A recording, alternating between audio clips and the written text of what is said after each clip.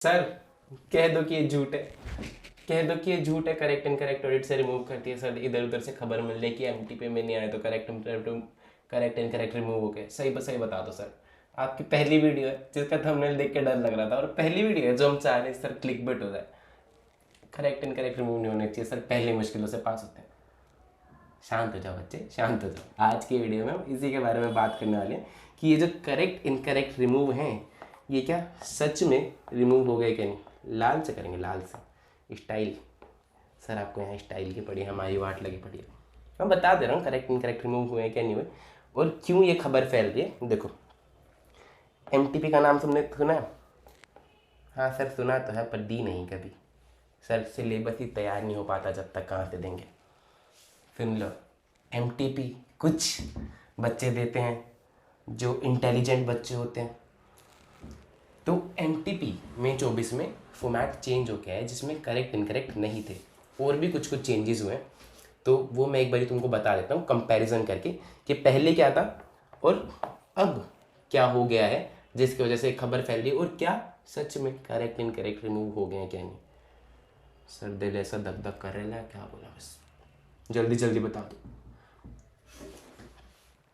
सुनो, देखो एम मे 24 मैंने तुम्हारे लिए यहाँ पे स्क्रीनशॉट लगा रखा है, पूरी एम भी नहीं दिखा रहा, खोल के देख लेना, इंस्टीट्यूट की साइट पर अवेलेबल है अगर तुम्हें देखना है। देखो यहाँ पे लिखा हुआ paper 5 auditing and ethics, 100 marks का paper, division A, multiple choice question, March 24 की है, मे 24 के लिए। ठीक है, डिवीजन ए में क्या होता है, 30 मार्क के एमसीक्यू आते हैं, ये तो तुम्हें पता है, और 70 मार्क का डिवीजन भी आते हैं। तो डिवीजन ए में देखो क्या चेंज हुआ है। पहले case scenario 1, case scenario 2, case scenario 3, 3 case scenarios आएंगे, और बाकी 6 मार्क के जनरल एमसीक्यू आएंगे, यानी कि 3 एमसीक्यू आएंगे 2-2 मार्क के। एक केस सिनेरियो 10 मार्क का, 8 मार्क का, 6 मार्क का, और बाकी के 3 एमसीक्यू 2-2 मार्क के। सर पहले कैसा था, ये देखो, ये है नवंबर 23 की, अक्टूबर 23 में जो रिलीज हुई थी नवंबर 23 के लिए, ऑडिटिंग एंड एश्योरेंस, 30 मार्क के डिवीजन ए।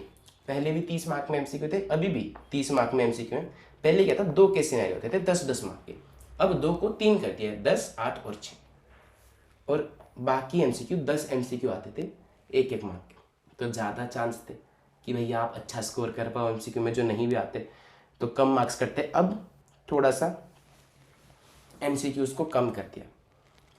अच्छा सर इस वाले चेंज से क्या हमें कोई फ़र्क पड़ता है? वैसे एमसीक्यू तो एमसीक्यू है ना, चाहे केस स्टडी की फॉर्म में आ रहा है और चाहे जनरल आ रहा है। हाँ बच्चे, एमसीक्यू केस स्टडी की फॉर्म में आए और जनरल आए, उसमें ना बहुत फ़र्क होता है। केस स्टडी में पूरी कहानी बनाई जाती है, और दूसरी बात क्या सर हमने देखी इंस्टीट्यूट की कहानी है, बिना कहानी पढ़े हम एमसीक्यू पढ़ लेना तो भी हो जाते हैं। एग्जैक्टली इस बार इस केस सिनेरियो में इंस्टीट्यूट ने उसको चेंज कर दिया। अब मुश्किल हो गई है तुम्हारी केस स्टडी, तो अब तुम केस स्टडी को समझोगे। अगर तुम्हें क्लास में कॉन्सेप्चुअल अंडरस्टैंडिंग होगी ऑडिट की, तो तुम नीचे वाले एमसीक्यूज को टिक लगा पाओगे। जैसे बाहर होता है ना सीपीए में या फिर बाकी प्रोफेशनल कोर्सेज में थोड़ा लेवल ऊपर होता है, तो इस बार इंस्टीट्यूट वही करने की कोशिश कर रहा है। सर हम तो सोचे थे सर एफएमएसएम और ऑडिट है, निकाल लेंगे, 30 मार्क के एमसीक्यू हैं, 14 मार्क के करेक्ट इनकरेक्ट है। सर करेक्ट इनकरेक्ट का क्या वो तो बता दो। हाँ बता रहा हूँ।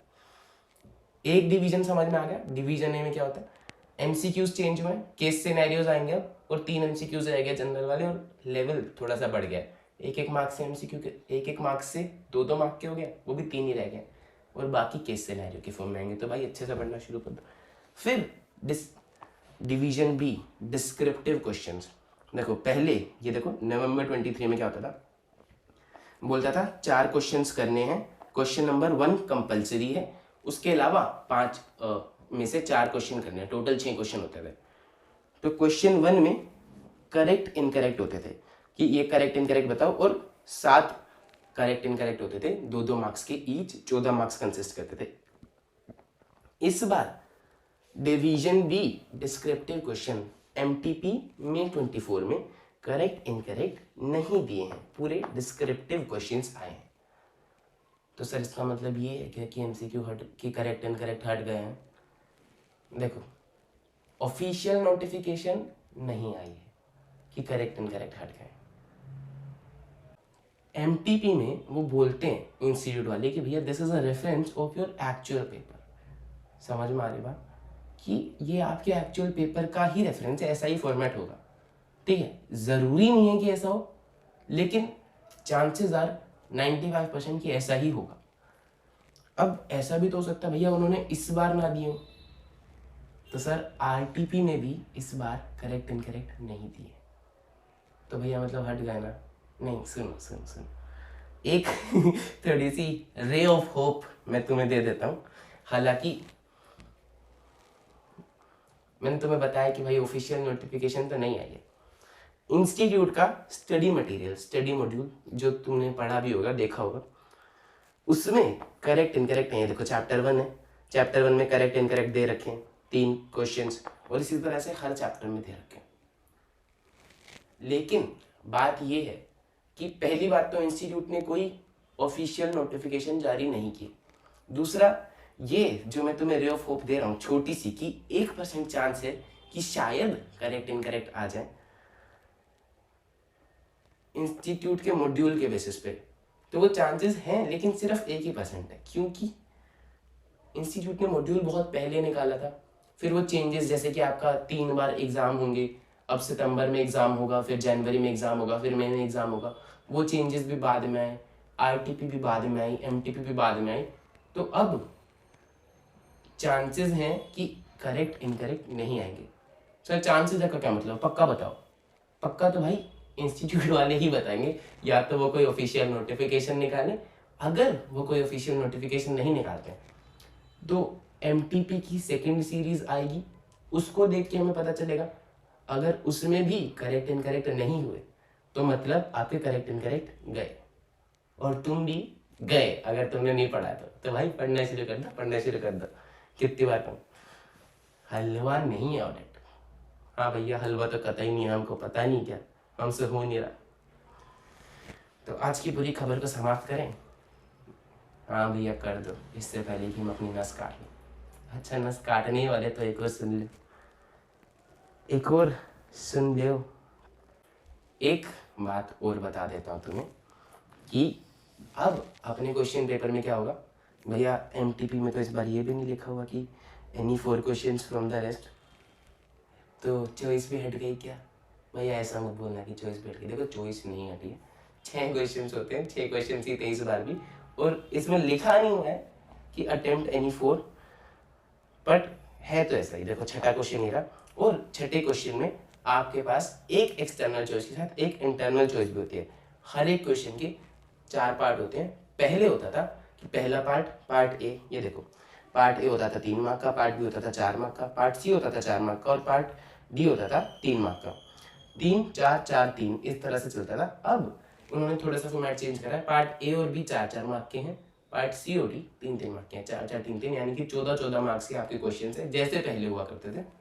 क्वेश्चन 6 में part A B C D के साथ एक एक्स्ट्रा पार्ट होता है, A B C D E, B और सी में आपके पास चॉइस होती है, यानी कि एक क्वेश्चन में आपके पास इंटरनल चॉइस होती है छठे क्वेश्चन में। इस बार की एमटीपी में भी सेम आपके पास एक इंटरनल चॉइस है, पार्ट बी और पार्ट सी में। सही है, बाकी कोई और पेपर पैटर्न चेंज नहीं हुआ। समराइज कर लें एक बारी फटाफट। क्या एमसीक्यू हटे हैं? एमसीक्यू हटे नहीं है, लेकिन अब केस सिनेरियो की फॉर्म में आएंगे ज़्यादातर। सिर्फ जनरल एमसीक्यू 3 रह गए हैं 2-2 मार्क के, पहले 1-1 मार्क के 10 आते थे, अब वो 3 रह गए हैं 2-2 मार्क के। ठीक है, दूसरा क्या भैया करेक्ट इनकरेक्ट हटे हैं? करेक्ट इनकरेक्ट हटे हैं आप नहीं कह सकते हो, ऑफिशियल नोटिफिकेशन नहीं आई है। एमटीपी आरटीपी के बेस पे सारे टीचर्स एस्टिमेट लगा रहे हैं कि भैया हाँ हट गए। एमटीपी सेकेंड सीरीज आएगी, उसमें कंफर्मेशन मिलेगी, या फिर इंस्टीट्यूट अपनी ऑफिशियल नोटिफिकेशन निकालेगा, उसमें आपको कंफर्मेशन मिलेगी।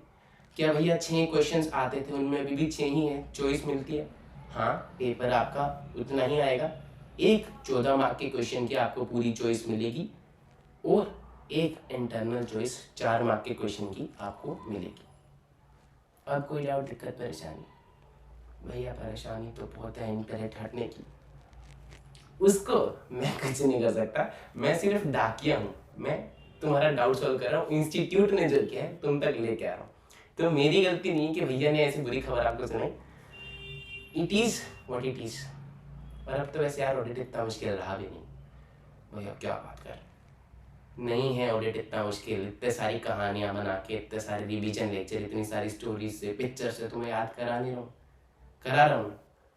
और सारी रिवीजन वीडियोस डाल दूंगा, जाके देख लो। अगर तुमने नहीं देखी है चैप्टर 1 की, चैप्टर 11 की, चैप्टर 3 की सारी वीडियोस तो अवेलेबल हैं, और बाकी धीरे धीरे आ रही हैं। एस्सेज की भी डाल रहा हूँ, जो उनसे तुम्हें मुश्किल लगती है तो मुझे बता दो कमेंट करके, मैं वो डाल दूंगा। सारा सिलेबस डाल दो भैया, मत लिखना, जो उनसे मुश्किल लगता है स्पेसिफिकली वो ही लिखना, वो डाल दूंगा, ठीक है। चलो करें टाटा गुड बाय, पढ़ लो भैया पढ़ लो, इलेक्शन कर रहे हो तुम पढ़ लो, हो जाएंगे शायद डिले पेपर, पर तुमको तो पढ़ना ही है ना, पढ़ लो, बाय।